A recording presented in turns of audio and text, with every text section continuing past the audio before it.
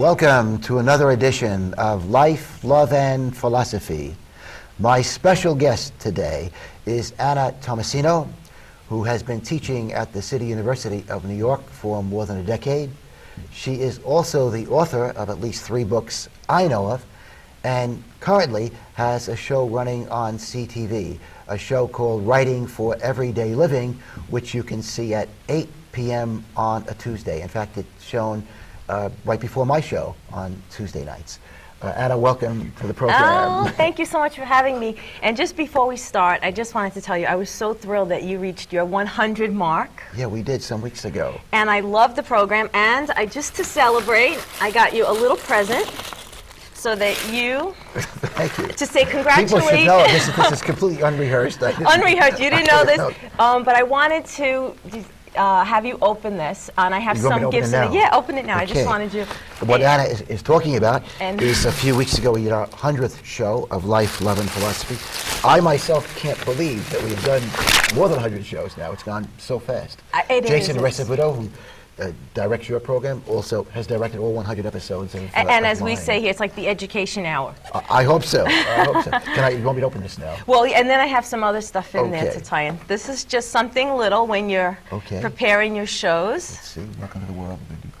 This is, these are chocolates. Godiva chocolates, so you can have something sweet to enjoy. Well, also my excuse for eating chocolate, by the way, is this. You probably know much research has been done, especially on dark chocolate, and they're finding that dark chocolate has an ingredient similar to what's in red wine, which is an anti-cholesterol chemical, as I understand it. So that's my excuse. So this it's good for us. You and a lot of good food. And then I have just 2 other things in there. One of them, yeah, there's just Again, little. I thank you very much. Let's see. I'm a little embarrassed. Oh, I wanted to surprise you. This is. Let's see this.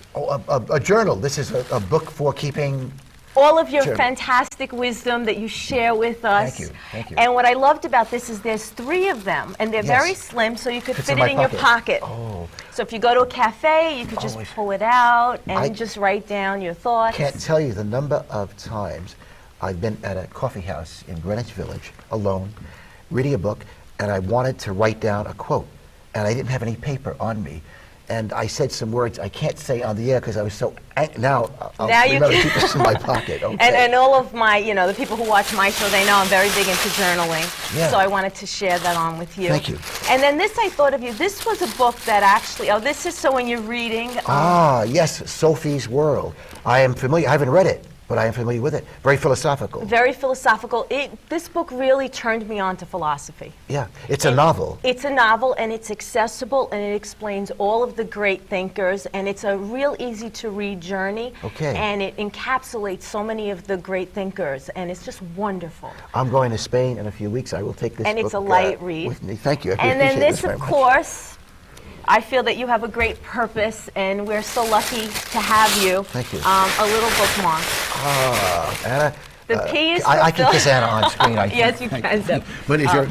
I hope your husband's not. Oh, he loves you too. So.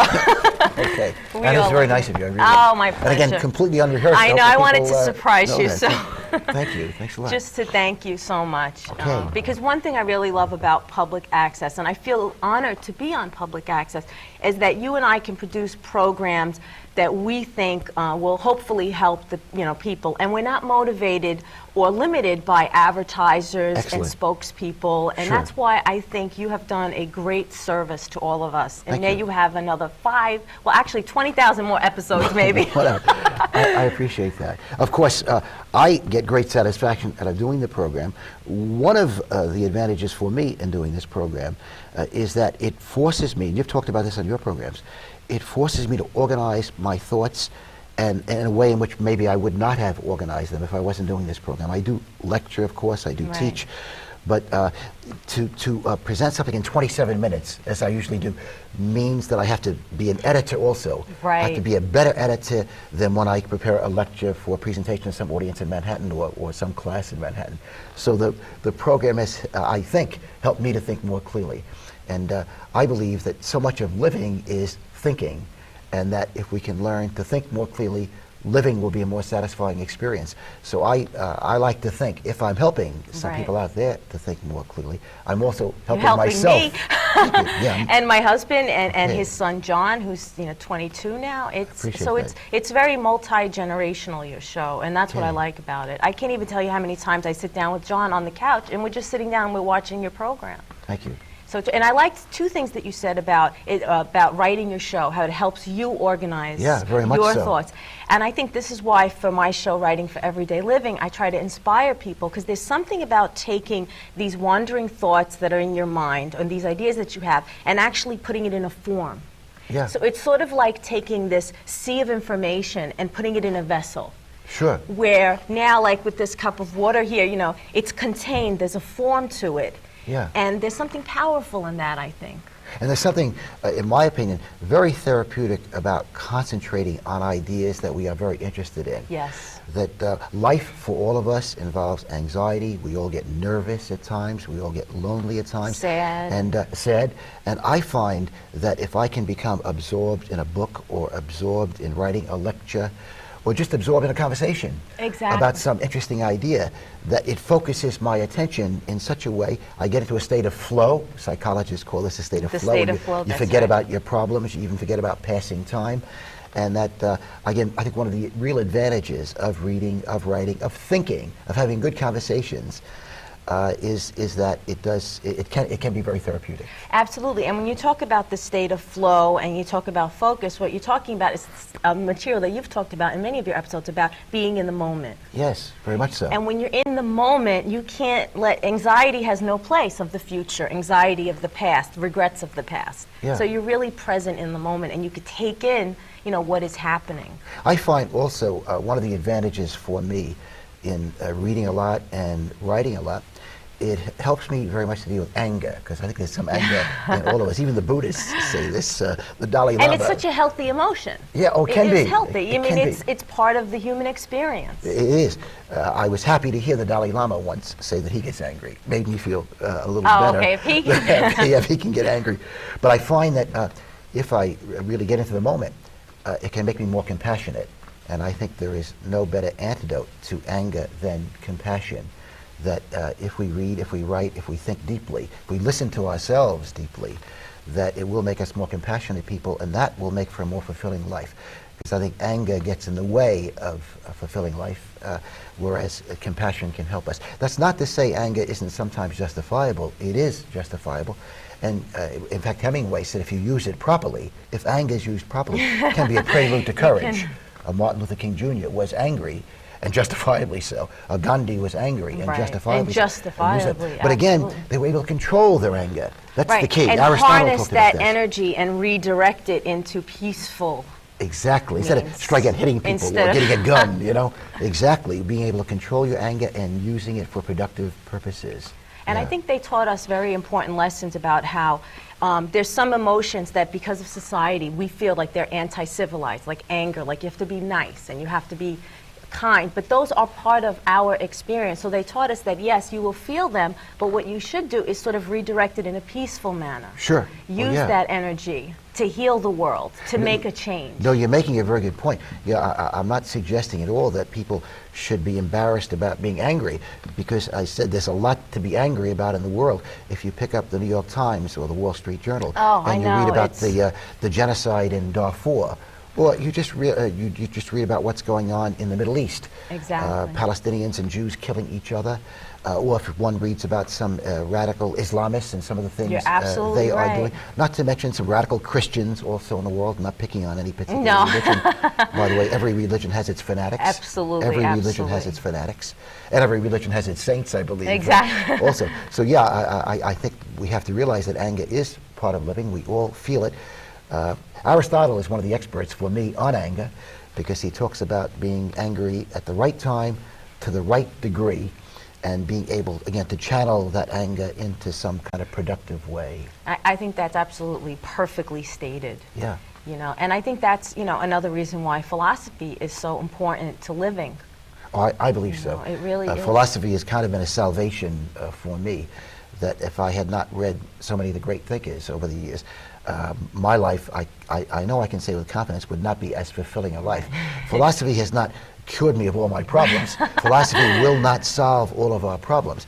But in my opinion, philosophy and great literature, great music also, can help us to deal with our problems and also wake us up so that we can access certain regions of our mind maybe we didn't even know were there. Right. And again, make life more interesting. I think one of the things we all want to do in life is to feel the rapture of living.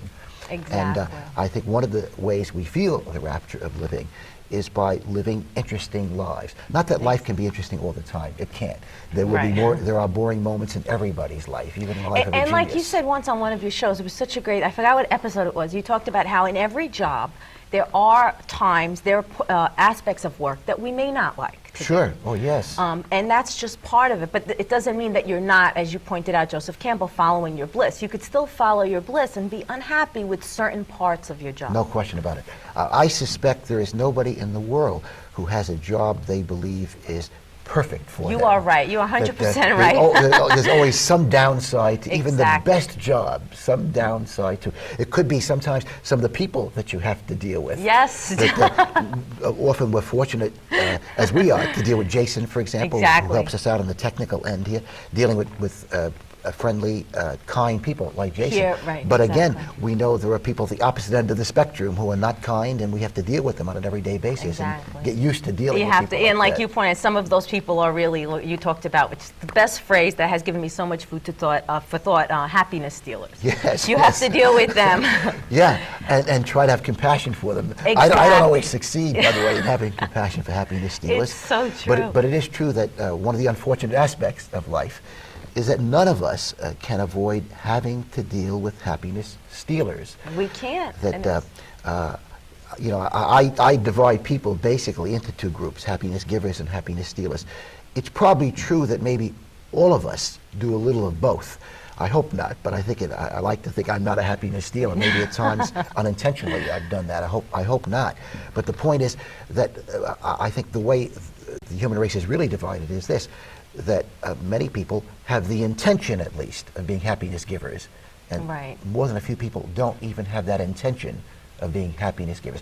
And I think one of the reasons we should have compassion for the happiness stealers is, I believe, like Plato and Spinoza and so many of the great thinkers, that when we hurt other people, we hurt ourselves. Absolutely. So many of the great thinkers have said that. One of the fascinating things to me about philosophy is that I went to a Catholic school, Catholic universities also, and of course we learned a lot about Jesus. At that time I didn't know much about Buddha. As you know, I now like Buddha a lot, and I Definitely. often quote him. But one of the things I was astonished at when I began reading a lot of philosophy is how many philosophers, even atheists, believe that when we do good in the world, we're helping ourselves, and when we do evil, we are hurting ourselves. Definitely. That if I try to hurt you, I'm hurting me. That what goes around comes around. The great Exactly. philosophers, in one way or another, almost all of them have said that. What goes around comes around. And even that example of when you prepare your show, how it helps you. It's when you give to people and you help them out, it really brings you such joy. Oh, I think so. Like on a cellular level almost. Because you just feel good and you're like, I feel Yeah. good, I helped this person out. And it I really think when we feel we are doing good in the world, whether we are or not, but Or if we feel we are, if we have the intention, the intention, exactly. it's got to make us Because we feel are better. imperfect and we can Sure. only try our best. Exactly. But that's why it's so important, the themes that you bring out about awareness and about critical thinking. Because if you become aware and you start thinking about things, that's just the first step. Then you're on the radar. Exactly. Things aren't going to really slip by. Yeah. Not so many things. And talking about awareness, and since this show and your show is geared to helping people, including ourselves, It's to achieve a definitely higher level myself. of awareness, I want to concentrate now on the media and some of the research you have done. I know you've written a book called Popular Culture, Discovering Yes, Popular Discovering Culture, Popular, which is right which we here. have talked about before. It's here. Yeah, which you can get on Amazon.com. Yes, and you've also another book I'm familiar with that I have read, at least parts of, is Music and Culture. And I am one who, for many years, has been interested in how the media might influence how we all think and how we all feel and how we all behave. Excuse me. Many years ago, in fact, when I taught high school many years ago, I taught an elective course in philosophy and psychology and sociology. We combined all of them.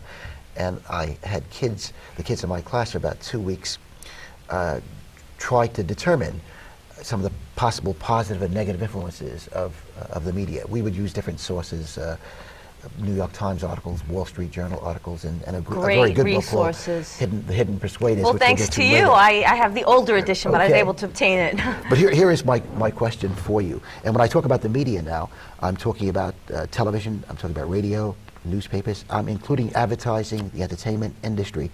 My question is this: do you think that the media in general tends to reflect what people already think, or do you think the media generally changes the way people think? It, in fact, maybe even condition people to think in certain ways, maybe even manipulate them. I guess my question is really this: does the media generally mirror what the people in society, at least the majority, is thinking, or does the media generally alter people's ways of thinking and behaving? Well, I think that's a great question. I think that the relationship is reciprocal.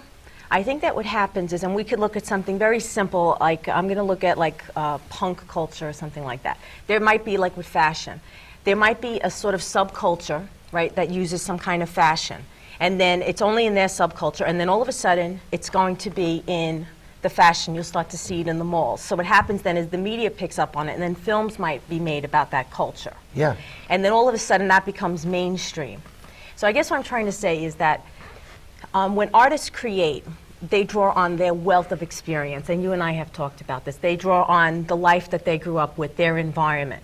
And in music lyrics we see this. They'll write about their pain and their anguish and their joy as a cathartic method to sort of release the emotions, but then they put it in a form, that vessel we were talking about. They may make music and send it out into the world.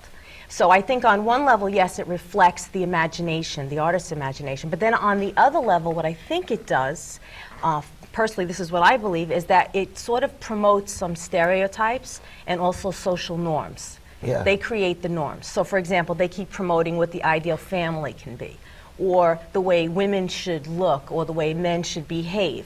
So then what they do is they sort of continue and put these notions in all different types of media. So then what happens is that we have this sort of reciprocal relationship where artists are creating beautiful works of arts that are reflected by their life. So the media mirrors, that's a Yes. good word choice, Yeah. what's going on. But then what happens is the media becomes its own little animal. And what it does is it takes hold with some points of view, with some issues, and pushes them forward to promote an agenda, but yet it doesn't look at other issues. And we see this with politics, that some points of view are more readily available in mainstream press. And then I think there's another issue, I don't want to talk too much, but which is that please. 90% of the media is owned by 7 conglomerates. Sure. So we have these owners who have control of this media, and they really can say what the point of view is often because of advertisers. And you know this because when there's controversy, what's the first thing? This advertiser pulled out. So, and then the show may go off the air, or something might happen like that. So I think it's a reciprocal relationship, but I think the media is its own animal, and I think it runs with certain ideas, but not other ideas. So that's why I think public access and the internet is a really good forum, because we can look at the different points of view. Yeah. It is interesting how much power the media can exert. As you mentioned, it's 7 conglomerates now that own almost all the television Almost stations and 90%. newspapers. Yeah, not a good situation. Yeah, and I actually. researched that a couple of weeks ago so I could be accurate. It's really quite scary when you think about it. Yeah.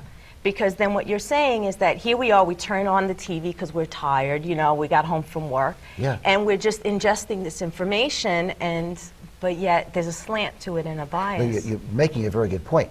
I think people often talk about conservative bias, liberal bias.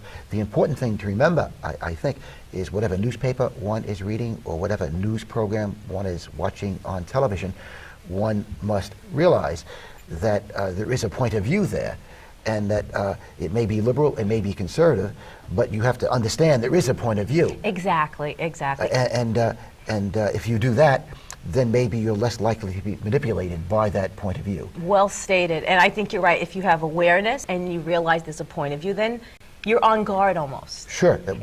I like that. Good expression.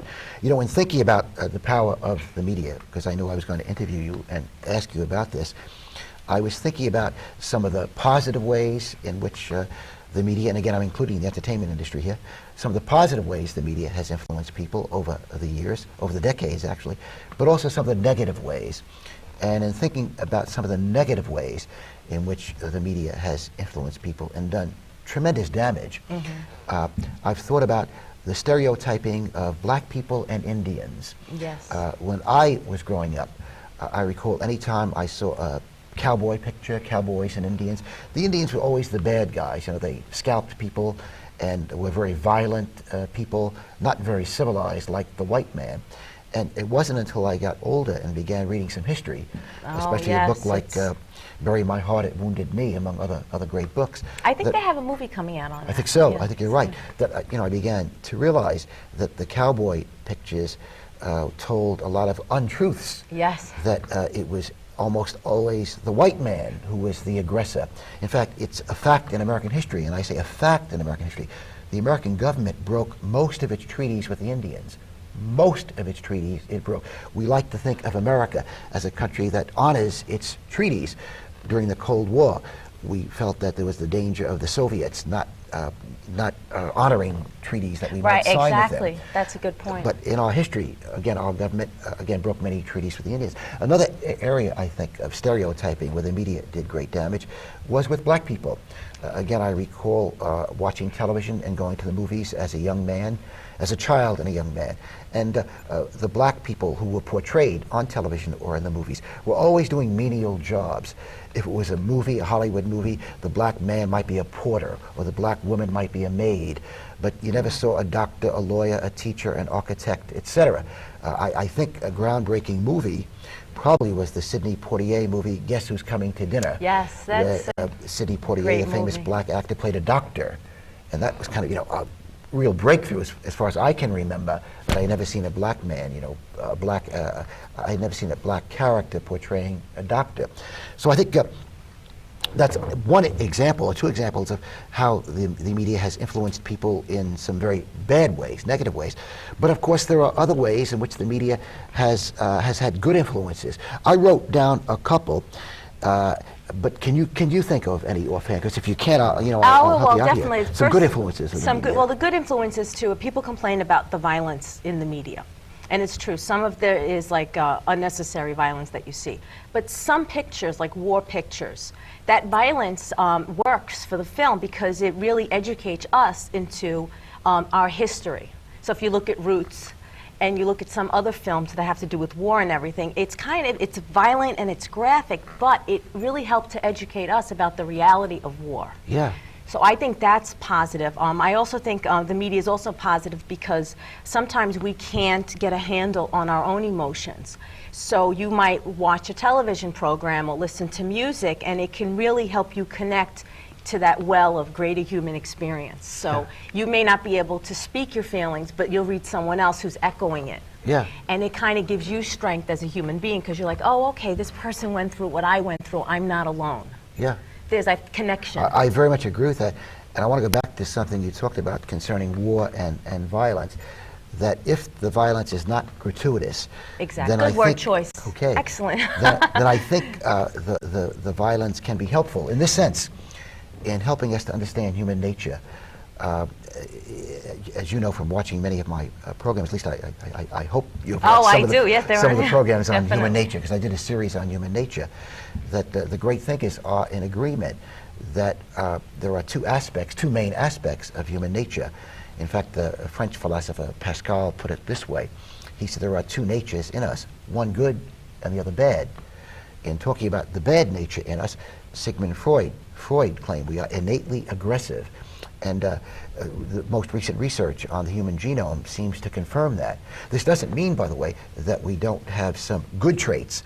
For example, many of the great thinkers have said that yes, we have an instinct for aggression, but we also have an instinct for compassion. That's how complicated we are. Right. But the point is, when people watch the violence depicted on the screen, again, if it's not gratuitous, it's a reminder of what evil we are capable of. Yes. And it's a reminder that we must be introspective about our aggressiveness.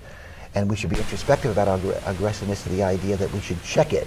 So if I'm feeling aggressive now towards Anna, I'm going to check that aggressiveness. Exactly. And I love what you said, because it reminds me of Carl Jung, when he talks about the shadow self. Sure. That it's important for us to realize that we have those elements Exactly. as part of our human nature, and it's not about suppressing them. That's what, things end up happening. It's about recognizing them and making a choice to act or to not act, to harness it, to manage it. I very much agree with that. Jung was not particularly religious, by the way, even though his father was a minister. Jung is considered to be a very liberal Christian. And Jung and Freud, of course, at one time were colleagues. They They very later split. close. But it's interesting, when I think of both Freud, who was an atheist, and Jung, who again, at best, was very, very, very liberal Christian, I do think of them in one sense as being Christ-like. And that might sound strange, talking about Freud, an atheist, and Christ in the same breath. But the idea is that Christ warns people, whether one believes Christ was God or not. By the way, if you watch my program, I don't take a position on whether Jesus was God or not. He was a great philosopher as far as I'm concerned. But what Jesus does is, he urges us to think about the potential for evil in us. Freud does the same thing in talking about the negatives in human nature and the fact that, in his opinion, we were innately aggressive. He's telling us, hey, examine your conscience, be introspective. That's really what Freud wants us to do. And if we are all introspective, maybe the world will be a lot nicer place. And also, one more thing about the media that's positive, I know we're almost out of time again, is I think that by us watching and reading stories of people from different nationalities and different races, what it does is it shows us the human commonality. Sure. So it makes us feel more connected to the world. It's not us and them.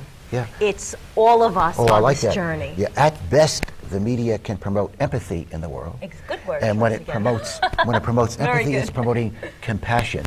In fact, in my opinion, the highest art, whether it's painting, sculpture, writing, promotes empathy in the world. That's where it's at as far as I'm concerned. Again, I'm really sorry that this has gone so fast. I thank you very much for the gifts. Thank you. You're going to have to come back. I will definitely come back. Again, I had 7 or 8 questions today, as always. I know, and I have a whole folder, so. We will get together soon for several more shows. All right, thank you. And again, I so wish you much. luck with your show. Thank you, and congratulations. Thank you. Again, I'd like to end, as I usually do, with a quotation from Henry David Thoreau. Thoreau, in Walden, his masterpiece, penned the following words: "To affect the quality of the day, that is the highest of arts."